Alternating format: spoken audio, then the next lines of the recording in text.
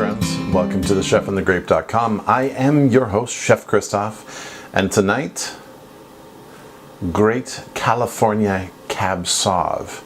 And what a huge topic, because there are so many spectacular Cab Sauvs or Cabernet Sauvignon that come from California. Yeah, they've really taken that varietal and run with it. I mean, there are a number of regions in the world who produce excellence in Cab Sauv, but few regions actually rival what California, and most especially Napa Valley, has done with Cab Sauv. In fact, Napa Valley now basically is synonymous with Cab Sauv.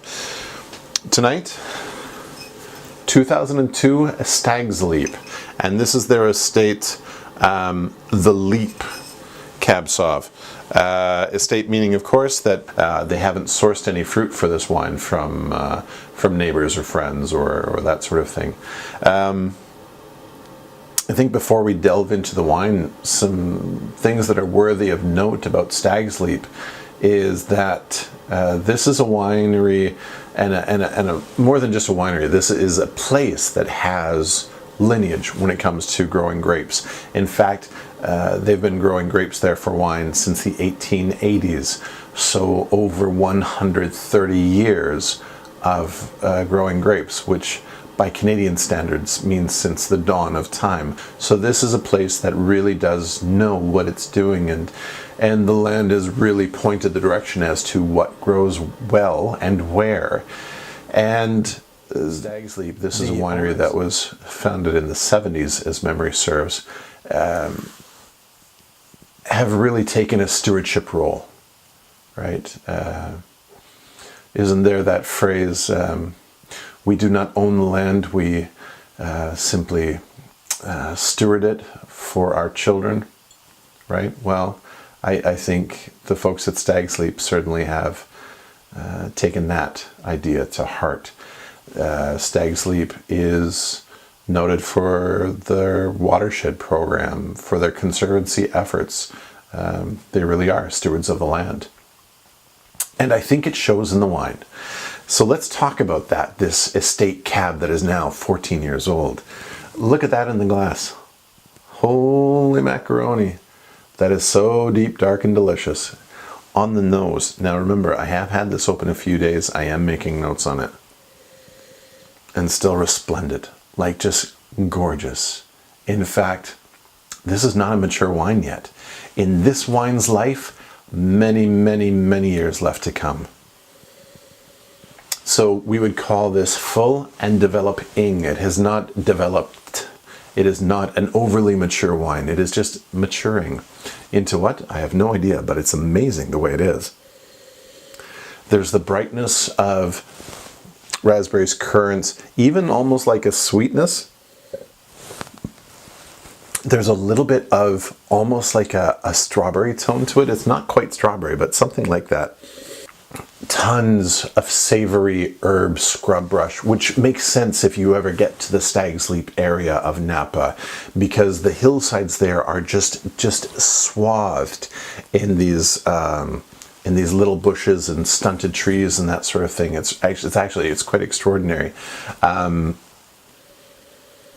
Warm earth, light cocoa tones, not the dark cocoa that one sometimes gets from great Chilean cab, but more like not quite hot chocolate, but something between milk chocolate and dark chocolate. And floral tones. There are beautiful floral tones, really more in that rose and peony range rather than darker like irises. On the palate,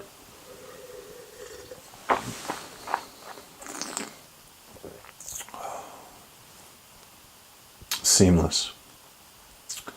Full acid, currants, and the first raspberries of the season, like just biting with the briskness of youth. And even though my mouth is just watering, it's a delight. Tannin structure, medium plus to full, very fine grain. I mean, there's some chew to it, there's some heft, but it's not a big clunky. No, this is fine. This is fine and refined. And the concentration of flavors on the palate, full, youthful, developing, very much match the nose. But there is a salty minerality that comes through on it, which I'm sure must be from the age of the vines. Some of the vines here are actually quite old.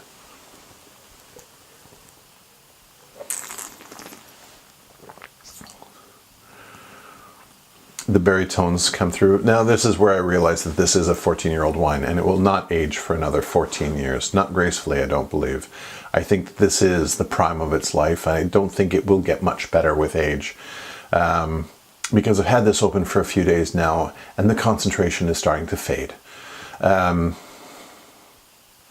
So I would say, if you have any of the O2s, drink them this year, or next, at the latest. But don't hold on to it for somebody's birthday in 2025, because I don't think that's a wise move. Although, obviously, I don't know everything. The flavors really do come through. The berry tones are especially strong. The warm cocoa, the wood tones as well. Saline minerality in the background sort of ties everything together. I just want to pair this with a grill. Meat. Grill some lamb, grill some beef, grill some pork. I don't think it really matters. And just the best cuts of meat that you can. Salt, pepper, maybe a little olive oil. That's it. Open fire though, don't use propane. This has to be alderwood or applewood or hickory or mesquite. Absolutely. That's going to be such a natural for this, and just enjoy. Right? All I can say is that for what I paid, extraordinary value. It is out there. Look for it in your markets.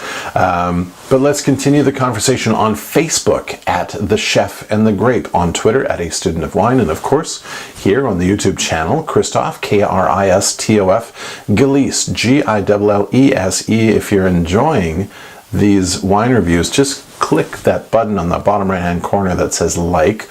Better yet, click share. Once again, the wine.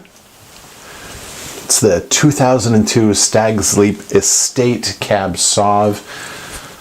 91 plus 92 points with ease. Extraordinary value. I hope you look for this in your local market, and I hope that you enjoy this as much as I.